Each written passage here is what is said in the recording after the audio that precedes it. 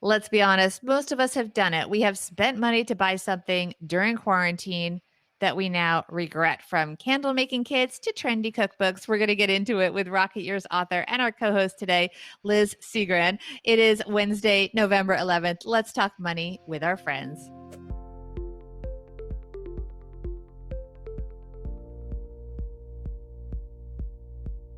Welcome to the Money with Friends podcast. I am certified financial planner, Bobbi Rebell, host of the Financial Grown Up podcast, coming to you from my very grown up kitchen in New York City. And I'm Liz Segran, the author of The Rocket Years, How Your 20s Launch the Rest of Your Life, a book about the big decisions we make in our 20s and how they play out over the course of our lives. I'm also a senior staff writer at Fast Company, and I'm coming at you from my beautiful quarantine headquarters here in Boston. And we're going to talk about what you are sporting today in the wardrobe department in just a moment. Here on Money with Friends, we talk about the latest personal finance headlines. We added the insights and wisdom of our fantastic cast of thought leaders like Liz. We mix in questions and comments from our many friends and leave you with a takeaway to make it your own. All right, Liz, before we even get into this article, which by the way is from the Financial Diet, and it's about the things that we bought that maybe we wouldn't have bought were it not quarantine. We record this on YouTube and Facebook and Twitter. So everyone, there are a bunch of people that can see you while we're recording it. You are sporting a very special quarantine outfit today. Yes. So, like a few months ago in the summer, there was this trend on Instagram. There are all of these influencers who are wearing these kind of flowy, stretchy, comfortable dresses. They were very like elegant, but also comfortable dresses. And so it was a whole trend. And the dresses are called nap dresses, and they originate from a brand called Hill House Home. And they called it this because the designers and the people at the company loved the dress so much as they were making it, because it was so comfortable they could take a nap in it, right? So they called it the nap dress. And I think that just that branding really resonated in the middle of this quarantine, because everybody's at home, we're all tired, we're all stressed out. We want a dress that makes us look good for our Zoom calls, but that we can also take a nap in. And if you're watching me right now, you'll see that in my office, right behind there is essentially a fainting couch, which I use frequently during the day when I need to take little naps. And so my nap dress is perfect for that. What I would say is that this is not a quarantine purchase that I regret. In fact, this is like one of the best things that I've done. I dropped $125 on this nap dress, and it serves me really well. Like, I woke up today and I was like, it's early in the morning, it's Monday, it's been a stressful past week. I want something comfortable that I can look good in on this call.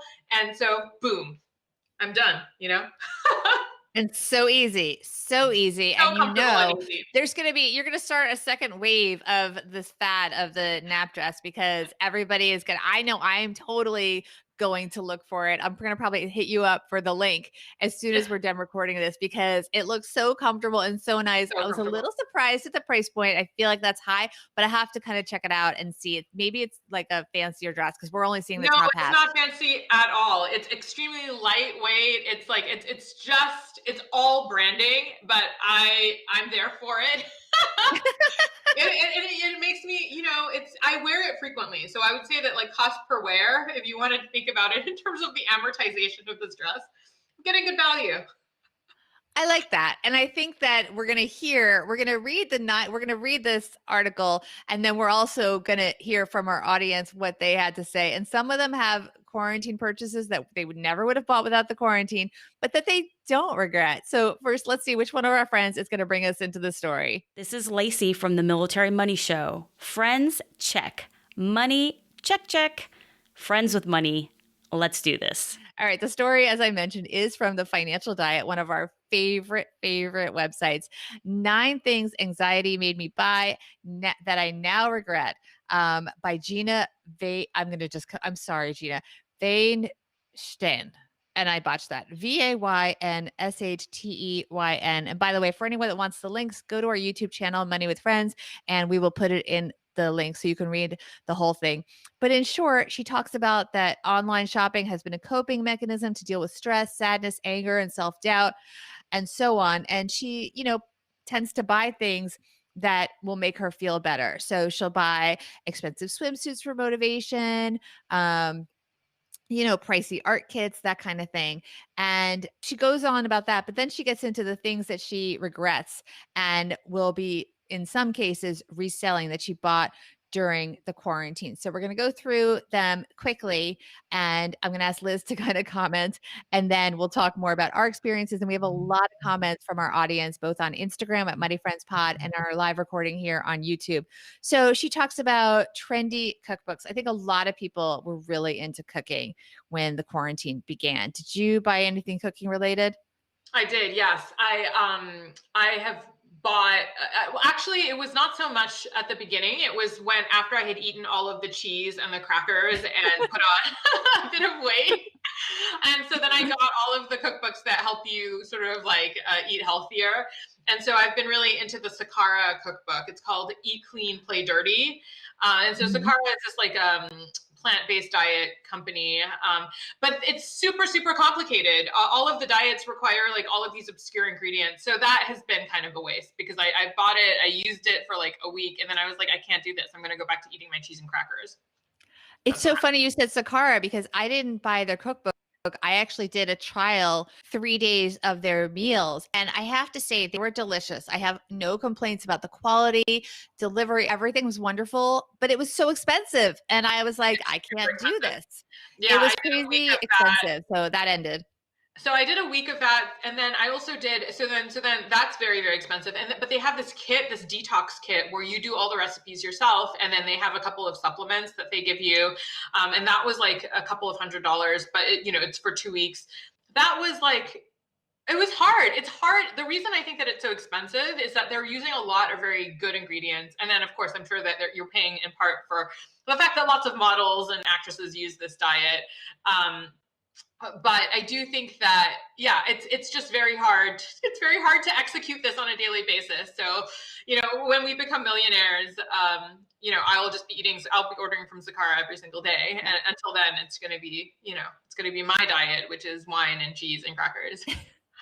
I am totally there with you. When it's fully in the budget and nothing else will suffer, maybe we will revisit Sakara. We love you guys if you are watching. But it was just crazy expensive, but it was beautifully packaged and everything was lovely. The other problem with those meal kits and all of those things is at the end of the day, you're maybe not in the mood for that meal that night and the rest of your family is eating something different. So I find that you order 3 days of meals and it takes you like 6 days to eat them, or you're not even in quarantine, you're home a lot, but sometimes I wasn't because I do go to a workspace which does not allow outside food. So that was also a challenge. So the whole food thing, I think, was something people got really into. And then the counter, of course, was that our writer, Gina, bought a rowing machine and she spent $450 on this, saying it was an investment that she's going to get back because, of course, you're not going to the gym. So it kind of, in this case, she was spending $10 a month for her membership to a gym. So $450, that's a long time to recover that. But there are people that spend a lot more money on gyms. What's your take on the whole exercise equipment and people buying that? Peloton's done so well. We are totally guilty of this. We have a ton of new gym equipment. We have an elliptical machine. We have we have Tempo, which is like another. It's like Peloton, but it's for weight training. And I don't regret them at all because, first of all, I was going to Orange Theory before this, and that was like about $100 a month, right? And so I haven't been in 8 months. And so that's $800, right? And so if you think about how that goes towards one of these, devices, and I don't think that we're going to be going back to gyms anytime soon. It's going to be a long time before that. And it's just been so good for my mental health and my body to just be able to work out during this period. So I don't regret it. And I kind of think that it's going to shift into sort of a longer term thing for me where I'm just going to be working out at home, unfortunately. I loved going to the gym before, but I honestly think that because we have all this equipment, my whole family can use it. It's changed my habits. It's not really a regret, Do you think people will go back post-pandemic? I don't think that if I'm representative of the average person, I don't think so because I just feel like we have all this equipment at home now, and it's actually much more convenient to do this. Before the pandemic, I would have thought all of this equipment was like astronomically expensive. But after 2 years of not being able to go to the gym, I'm going to have paid off one of these pieces of equipment, and now my husband can use it all the time. I think that now I wake up in the morning and I work out in my own house. It's way more convenient than going to the gym.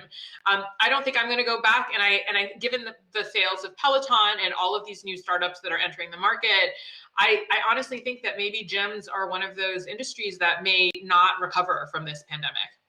Yeah, that's really hard, especially the ones that are very expensive. I mean, Gina talks about the fact that her gym was $10, and in her case, she in 4 months used it only 3 times. So, for her, it's not working. But I think for a lot of us, especially if you're a parent and you've gotten used to using it because your child is doing school from home, which is the case in my case. I think that we've all adjusted to that. I'm paying for online fitness classes, which is a fraction of the cost of what I used to pay for the same exact classes in person. And I can even do them. I could do them taped, which is a monthly subscription for $19.95, I think. And then you can also pay per class to do them live. And I do find the live ones are more motivating, but nevertheless, I'm home. I don't have to spend the time to go to the gym. I can shower right here, right afterwards. And there's not the bringing the clothing if you have to go somewhere afterwards. A lot less stress, a lot less risk of missing it, frankly, because you get a phone call last minute and you're 5 minutes late to class. They don't let you in. So, all right, let's move on. I have a bunch of things I want to get through. So fancy sketchbook and watercolors. I mean, that it's not a huge investment, but I think a lot of people were doing a lot of stuff like that. What do you think? I did tons of stuff. So at the beginning of this pandemic, I was really stressed out. And so I did all the crafts. The thing that I did was I picked up knitting. And so I got a bunch of knitting stuff, and it's been really good. Like, I find it very soothing to be able to knit stuff. It's very relaxing. It's very, at a time when I just feel like I can't produce very much. I used to be traveling around the world, going to a place. It felt good to be in a new place and see new people, and all these things that were giving me the satisfaction of actually being productive, I don't have anymore, right? And so something as small as like finishing a project can give you a little bit of the sense that things are going forward, that you're actually producing something. It's more psychological than anything else. But it's been great. I would say that, when I got into this craft, I just went over the top and I was like, oh, this is so good for my mental health. I'm going to buy all of the stuff. And I would say that, I maybe have used like 25% of the stuff that I bought. So maybe that is kind of a downside.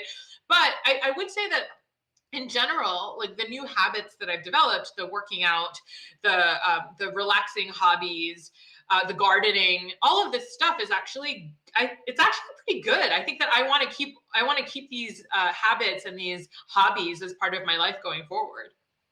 I love that. I would agree with that completely. The next thing on the list is the candle making kit. So this one, she talks about that it was fine. She bought it. But but you can buy a candle less expensively from a store. So you don't need to DIY it. But I think that in this case, and we love the article, Gina, but I think that the point is to have the activity. And yes, it's not necessarily less expensive to make your own candle, but it's a nice activity. And as you mentioned, with those things that you enjoy doing, like gardening and stuff, it's about the time and having the sort of mental break of doing something with a different part of your brain.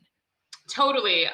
It's yeah. And, in my book, I actually talk about hobbies. So I wrote a book called The Rocket Years, How Your 20s Launch the Rest of Your Life. And one of the more surprising chapters in the book is about hobbies, because there's all of this research now that shows that people who have hobbies are actually far more productive. They're happier. They're more socially connected to other people. And that's something I don't think a lot of us think about in our 20s, and a lot of us don't pick up. And I certainly was not thinking about my hobbies in my 20s. But I feel like the quarantine has given us this opportunity to start picking up hobbies. And I think that we shouldn't underestimate how valuable they are, just in terms of giving us something to pour ourselves into, something that makes us happy, that makes us feel creative. And if we can leave this quarantine with some of these new hobbies and habits, I think that's, it's been, as we've talked about, it's been a bleak, miserable time.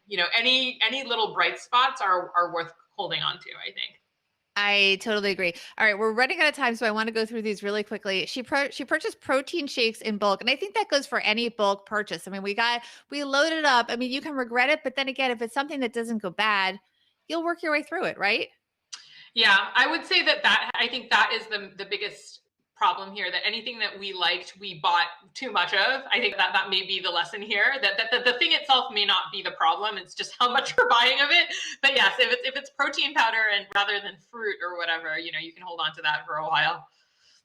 Exactly, exactly. All right, let me run through the rest of these really quickly. So she bought Hunter rain boots and she lives in LA, so she doesn't really need them. She bought overpriced running shoes. Well, that could happen at any time, but I mean, it goes back to aspiration of being fit. I think for some people, buying expensive exercise equipment is a motivator. People feel better when they're in nicer clothing, even at home. I think a lot of us are getting tired of looking so sort of informal all the time. I think the nap dress is a perfect example where you want to feel like you look cute. It's okay to want to not always be in grungy sweats.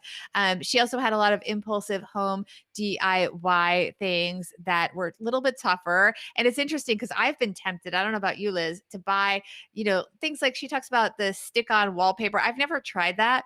But apparently, for her at least, it's a lot tougher than they make it look on the videos. Have you ever tried to do that kind of thing? I haven't tried that, but I would say that I've bought a ton of like random home stuff. And yeah, I mean, I think I understand the impulse to do that. And then the final thing that she talks about is she bought multiple swimsuits at a time. I guess she was hoping to push herself to lose weight. And it really was more about just, coming to terms with being healthier and, finding ways to give herself a break, walking with her dog and just eating well and that kind of thing. So she kind of regrets doing that. But look, they're still there for her for next summer. So, I want to quickly, we've got a lot of responses from our Instagram. I hope you guys are following us at Money Friends Pod. We have Gabriel bought a piano keyboard thinking that she would learn. She spent 2 hours and then gave up. Have you ever done that? Invested in something that you're going to do as a hobby and then just kind of, nah. Yeah. I've done, I mean, that was me and like a bunch of like other crafty things. Yes, definitely.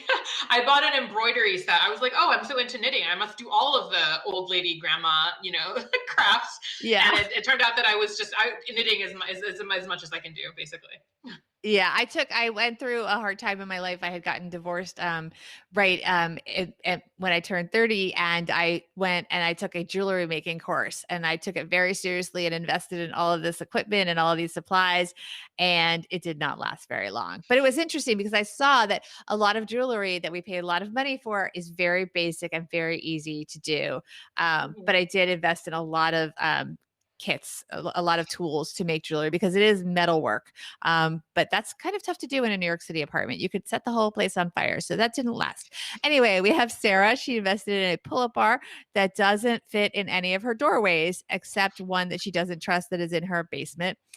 So that was probably a fitness equipment misfire, right? Totally. We've all done that. Yeah. But it was a good impulse, I think. Working out at home is great. Yeah, exactly. And then we have Kyletti bought a pallet of 100 toilet paper. So that kind of goes in the same thing as Gina's protein shake. I mean, the truth is as much as we're happy that there may be, it looks like a vaccine is going to come sooner rather than later at this point with this Pfizer news of a vaccine being very effective. We don't know what's going to happen this winter, and we may need that TP stockpile after all. So you may not regret that. Tyler bought gin and tonic. April that is bought a great purchase. I think that's not a bad impulse buy. We bought a lot of wine. Yeah. We've gone through a lot of wine. April says, I'd like to say sweatpants /athleisure, but I regret nothing. Absolutely. Do not regret that athleisure wear. It is serving you well. And then the final one I'm going to squeeze in here is Annette says, yeast. I will never enjoy bread making. Did you get into the bread trend? No, I didn't get into the bread trend. I did a lot of the banana bread, and it was more just that like we were eating too much. It was like it was too crazy. I think that the issue, I think that I would put a finer point to the general thing that we're talking about right now. I think that trying out different things during the quarantine is actually pretty good, and that we've all gone out and done that. I think that the one thing that the quarantine is doing to us is it's making us hoard, right? Like there's this anxiety about scarcity. And I think that that may be the problem. So I think that the lesson is like, we should be trying lots of stuff out. I think that that's not a bad thing to be doing, but maybe to pull back on like, once something works, just buying a ton of it, right? Like, because, that makes it harder for us to then try other things, right? Because we have this stockpile of like gin and tonic instead of whatever, whatever else it is that comes our way, right? That is more accurate than I want to admit, Liz. Okay, let's take a break for 1 sec before we get to our takeaways. So you think about your takeaway. I want to talk to everybody about the fact that one thing we have to keep doing when we are in quarantine is we need to still keep at it with our businesses, with organization of our finances. The way that I keep track of my money and my business is FreshBooks. I was literally using it before I officially started my business. I was still working as a TV anchor at Reuters, and I had this idea for my book. I've loved FreshBooks. It's super easy to invoice clients. And even more important now, they have ways that you can even get paid faster. They can even have you take credit cards without having to set up really complicated systems. It connects to my business banking account. It tracks everything. It makes tax time super easy. I can also go in at any time and see how my numbers are looking. Guys, accounting matters. And I also learned when I set up my business, receivables matter. You have to collect the money. We all get so caught up in the creative and doing the work and talking to our clients and enjoying what we're doing. But you have to actually stay on top of the accounting, even though other stuff is a lot more fun. FreshBooks takes away so many of the pain points with your accounting. If you use our code, go to moneywithfriendspodcast.com/FreshBooks to check it out. If you do sign up for the first 3 months, you're going to get 60% off those first 3 months. So it's moneywithfriendspodcast.com/FreshBooks for 60% off the first 3 months when you sign up. And by the way, if you guys have questions, you can DM me. I love FreshBooks. I really do use it personally for years. And so DM me at Bobby Rebel 1 on Instagram if you have questions about FreshBooks. I'm always happy to talk about them. All right, let's talk about our takeaways now, Liz. How do you really feel in case people didn't get the message through this show? You don't have a lot of regrets. My takeaway is that this is a very stressful, difficult time in history. And I think that it is worth paying attention to our mental health. And that might involve making impulse purchases or purchases of things that might make us feel better. I think the one thing to be concerned about is just that we don't we don't start hoarding once we find something that we really like, because that just makes it harder for us to try new things. And so I don't regret my purchases. I just regret buying too much wool for my knitting project. What are you going to do with it now? I don't know. I'm going to have to like find some babies to make little hats for or something. I don't know. But so is it okay? Because we did have that on our Instagram about the toilet paper. Can you hoard household goods? Is that okay? Yeah. I Okay. mean, I would recommend not doing that, just because you don't know, like, like it could be that there's some new amazing toilet paper that comes out, and then you can't really buy it because you're going to have toilet paper in your house for the next 3 years, right? Or something like that. I know. So anyway, my point is just that like hoarding, I think it's fine to hoard, but my thinking is that it just makes it harder for you to try new things later, right? And so that, to me, that's the downside. Yeah, because sometimes you can feel like you invested so much in this new hobby that you thought you were going to be really into. And so you can't move on. And it's tough. Sometimes it's better to cut your losses and move on. The money is already spent. What's the sunken loss theory, whatever that is. But it's hard to do when you, like with the jewelry. It took me a while. It took me probably a couple years to actually get rid of all of the stuff, the supplies that I bought with the idea that I was going to be making all of this jewelry. And it just sat there because I didn't want to admit that I really just wasn't that into it. It's hard. Yeah, totally. It just makes it harder for you to like part with that. Whereas like once you're like, once I'm done with my stash of wool, I might come up with something totally, I might decide to take up painting, right? Or something else, right? And so it just frees your options for the future, right? You don't have as many sunk costs. Very well said. All right, quickly, my takeaway. I just think this is also relatable. We all bought things that we used until we didn't.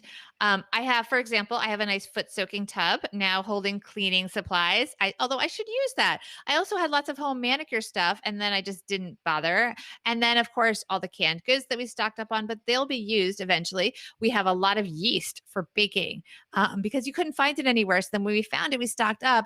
But I am using my new lap desk as well as my blue screen glasses. That's a big purchase these days because we're spending way too much time in front of our screens. Liz, thank you. Oh, and by the way, Richard in our audience does have a suggestion for you. You can donate your extra knitting projects to charity. Thank you, Richard. Okay, good idea. Good idea. And I can move on. Then you can move on to the next, to better things, or things that are better for you. We're going to not see you again for 4 weeks, but we're excited to have you back then. Tell us where people can keep up with you during that time. Totally. So the best way to do that is to read my book, which has lots of useful information about how to navigate your 20s or how to think about your 20s and think about how they're full of clues about where you should go in life. It's called The Rocket Years, How Your 20s Launch the Rest of Your Life. You can get it on Amazon or at any local bookstore near you. But also you can find me at Liz Segrin at Instagram or Twitter. And I'm also a senior staff writer at Fast Company, where I write stories every day about fashion, design, and tons of other stuff. Well, thank you so much for being with us, Liz. Everyone can find out more about her and the rest of our cast of Money with Friends thought leaders on our website, moneywithfriendspodcast.com.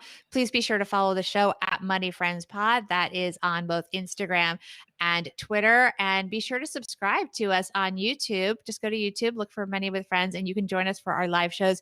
We had such an amazing live audience here today. So thank you to everyone in the audience. We have Richard here. We have Tyson. We have Adrian. We have Adnan. We have Sarah, Ricky. Oh my goodness. So I can't pronounce that name. Khalifa, Bill, and so on. Thank you all for being part of our show. We love having you. And thank you, Liz. We'll see you. Thank you so much for having me. See you in a month.